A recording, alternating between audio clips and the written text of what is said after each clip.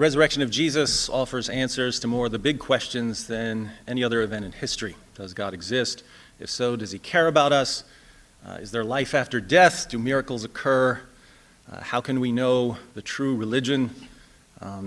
Questions like that.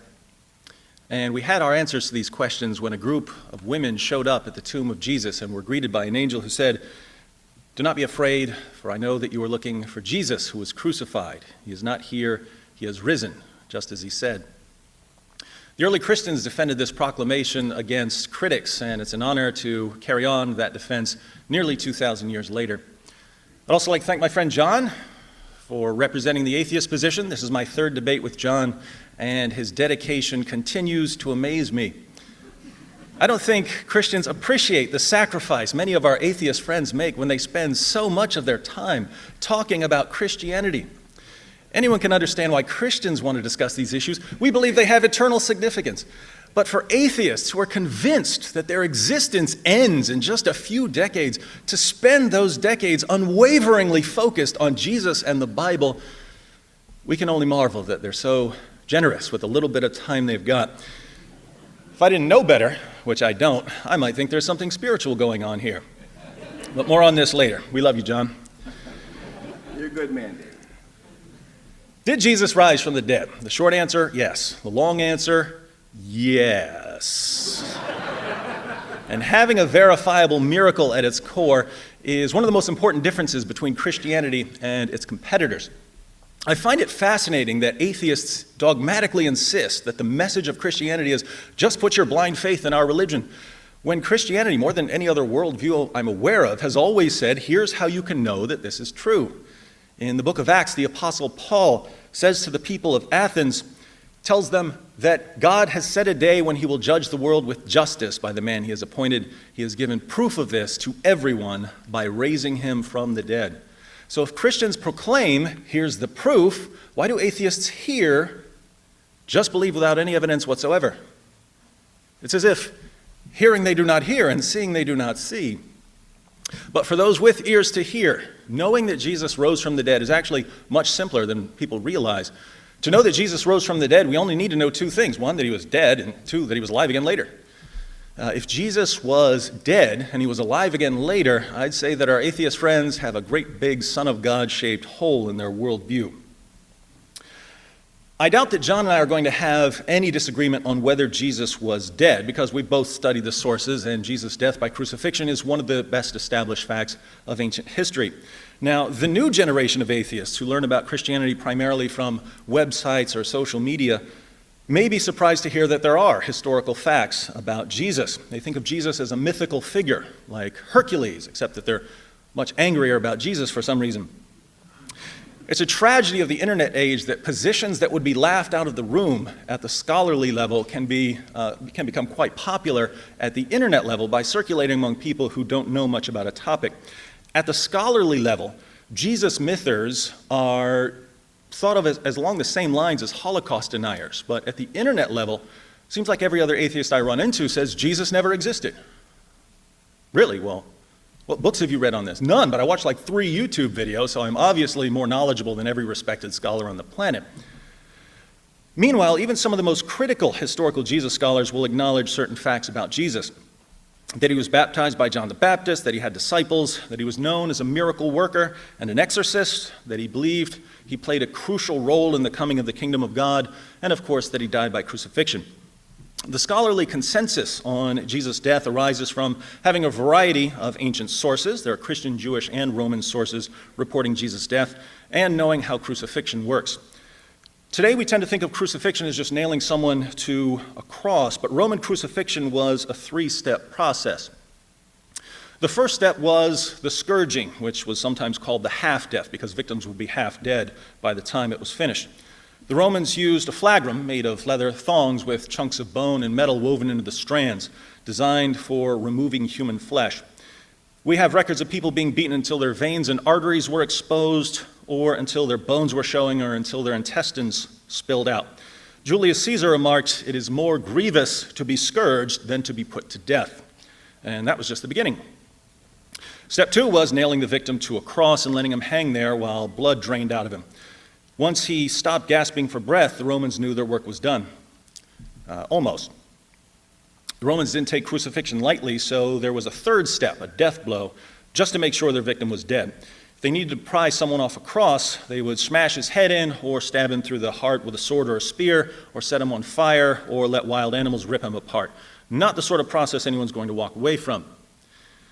So Jesus' death isn't simply a point of Christian doctrine, it's a fact of history, as even non-Christian scholars are happy to admit. Atheist New Testament scholar Gerd Ludemann declares that Jesus' death as a consequence of crucifixion is indisputable. John Dominic Crossan of the infamous Jesus Seminar says that there is not the slightest doubt about the fact of Jesus' crucifixion under Pontius Pilate.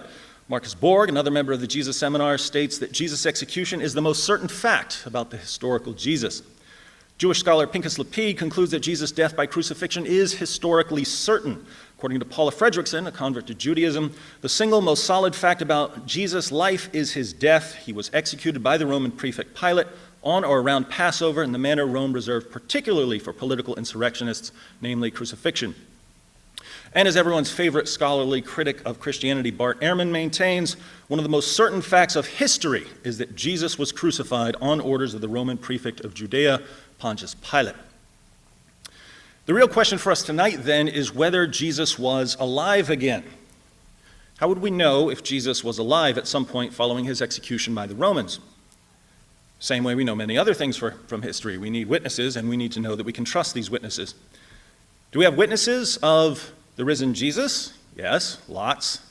Fortunately, they began preaching almost immediately, and we have summaries of some of their early sermons. They issued official creedal statements that could be easily memorized and passed on to others. They sent out representatives with authoritative traditions that would eventually be incorporated into the Gospels and other writings.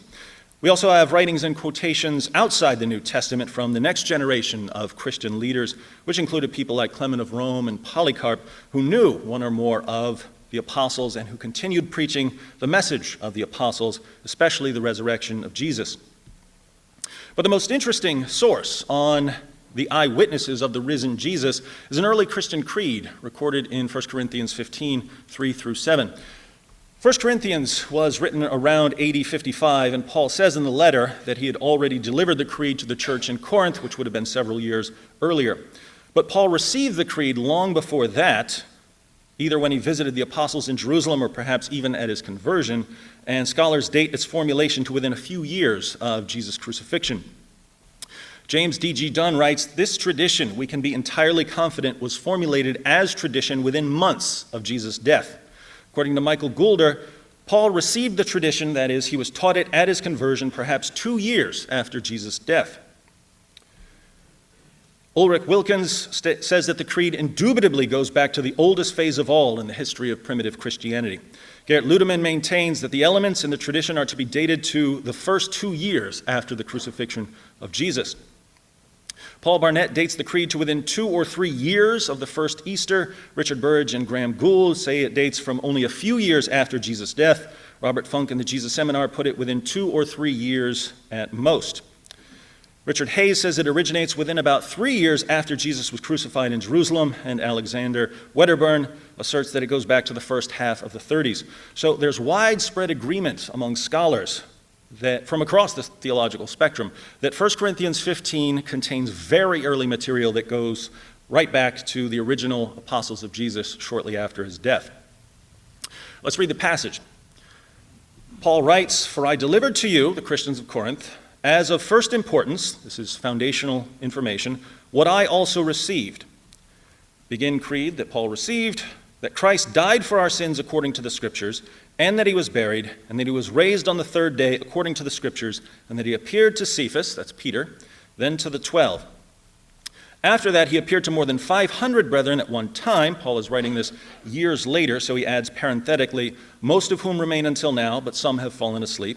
Then he appeared to James, then to all the apostles." The original would have ended with the appearance to all the apostles, but Jesus appeared to Paul later, so Paul adds, "and last of all, as to one untimely born, he appeared to me also."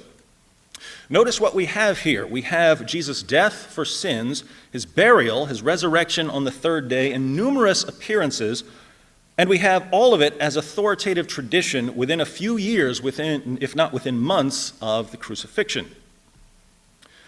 As for the appearances, there are appearances to individuals, Peter, James, the brother of Jesus, and eventually Paul, to small groups, the 12 and all the apostles, and to a large group. He appeared to more than 500.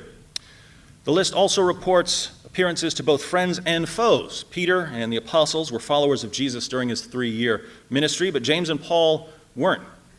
James didn't believe that his brother was the Messiah when Jesus was preaching in Galilee and Judea, and Paul persecuted the church and tried to destroy it. Yet they're all listed as witnesses who saw Jesus alive again sometime after his death. This passage eliminates 2 skeptical responses to Jesus' resurrection, the legend hypothesis and the hallucination hypothesis. At the internet level, there are still people who claim that Christian belief in Jesus' resurrection arose through a process of legendary development over a period of many decades. But this is factually false. We know as a fact of history that the resurrection was the heart of Christian preaching from the beginning. You also may have heard people argue that Jesus' disciples simply hallucinated the resurrection appearances. But a hallucination, by definition, is something that occurs in the mind of the person experiencing it. If my friend Paul here takes a bunch of acid and a leprechaun appears to him, the rest of us aren't going to ask for his pot of gold because we're not going to see him. It's only in Paul's mind. The leprechaun doesn't exist outside of his mind. So we can't attribute the resurrection appearances to legend or hallucinations. Jesus appeared to multiple people on multiple occasions. Can we attribute them to deception? Were the disciples lying about the appearances? That's what I thought before I was a Christian. But there's a fatal flaw in the deception hypothesis. Liars make poor martyrs. Some human beings are willing to die for what they believe in. I've never met anyone who's willing to die for something he made up. In the book of Acts, chapter 4, Peter and John are arrested and threatened. In Acts 5, the apostles are put in jail and flogged. In Acts 12, James, the brother of John, is put to death by Herod, and Peter is again put in jail. The apostle Paul describes his life as a Christian in 2 Corinthians 11, 24 to 27. He writes, 5 times I received from the Jews 39 lashes. 3 times I was beaten with rods. Once I was stoned. 3 times I was shipwrecked. A night and a day I've spent in the deep. I've been on frequent journeys in dangers from rivers, dangers from robbers, dangers from my countrymen, dangers from the Gentiles, dangers in the city, dangers in the wilderness, dangers on the sea, dangers among false brethren. I have been in labor and hardship through many sleepless nights, and hunger and thirst, often without food, and cold and exposure. Become a Christian. It's a great life. The Jewish historian Josephus reports that James, the brother of Jesus, was stoned to death as a lawbreaker. Clement of Rome invites his readers to keep in mind the sufferings and martyrdoms of Peter and Paul. So the apostles didn't just preach that they had seen Jesus alive again. They were willing to endure prison, floggings, and death as they preached. And that means they really believed what they were saying. Here again, it's not just Christians who draw this conclusion. Even non-Christians maintain that the disciples sincerely believed that they had seen Jesus. Gerrit Ludemann, it may be taken as historically certain that Peter and the disciples had experiences after Jesus' death in which he appeared to them as the risen Christ. Bart Ehrman, we can say with complete certainty that some of his disciples at some later time insisted that he had soon appeared to them, convincing them that he had been raised from the dead. Bart Ehrman again, it is a historical fact that some of Jesus' followers came to believe that he had been raised from the dead soon after his crucifixion. Paula Fredrickson, I know in their own terms what they saw was the raised Jesus. I'm not saying that they really did see the raised Jesus. I wasn't there. I don't know what they saw, but I do know as a historian they must have seen something. Fredrickson says she doesn't know what they saw, but I do. I think it's obvious what they saw. The disciples saw the sort of thing that would convince individuals and groups, friends and foes, that they had all seen a man who had been dead, alive again, standing in front of them, telling them why he had to die and rise again. Unfortunately for our atheist friends, the only sort of thing that can do that is Jesus actually appearing to them, which means that Jesus rose from the dead. So there's only one conclusion to draw from the facts that even atheist and agnostic scholars grant as historically certain. And yet, atheist and agnostic scholars clearly don't believe Jesus rose from the dead. Why do they reject the resurrection when they're aware of the historical evidence? Different people will give different reasons for denying Jesus' resurrection, but if you do a little digging, two broad issues emerge most frequently.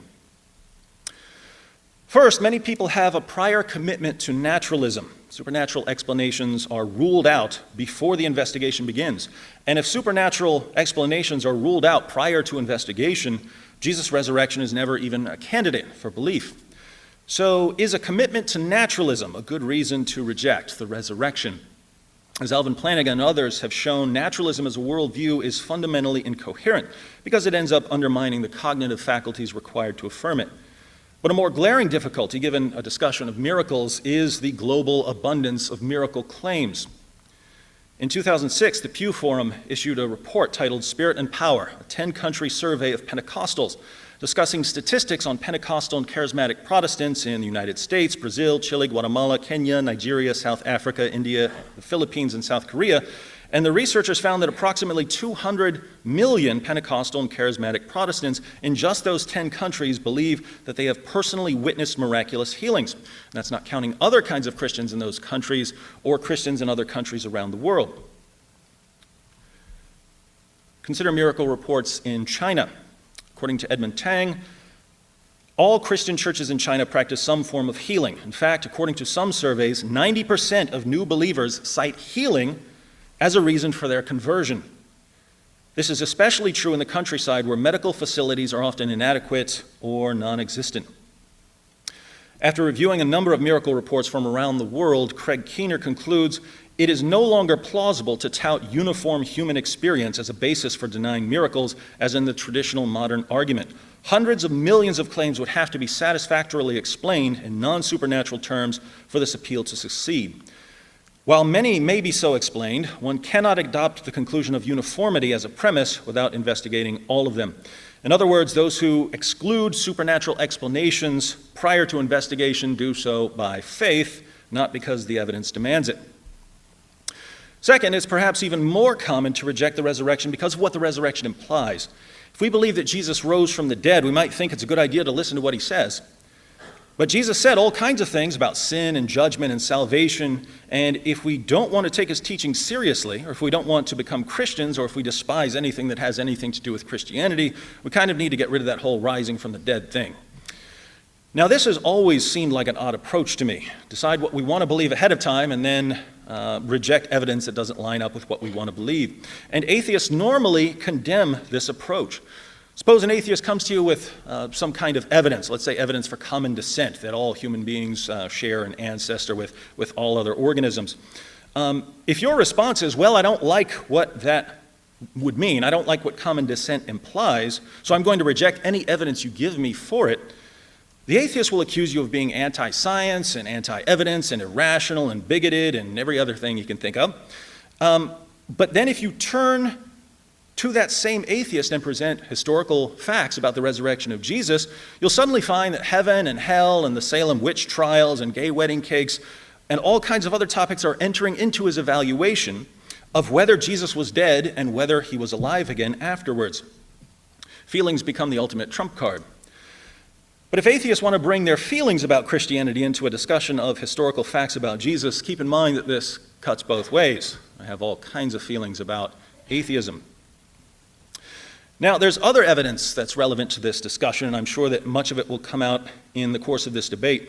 But we already have enough to conclude that Jesus died by crucifixion, that he was alive again later, that friends and foes were so thoroughly convinced that Jesus had appeared to them that they were willing to endure torture and death for the privilege of proclaiming the Christian message. The question for us is, what happened? That's the question I had to struggle with 19 years ago. And I realized that apart from the resurrection, I couldn't come up with any explanation that fit the facts. By that time, I already knew that naturalism was a theory in crisis, and I didn't trust my feelings enough to deny evidence based on them. In the end, I concluded that Jesus of Nazareth rose from the dead, and that if I'm going to listen to anyone tell me about God, it's him.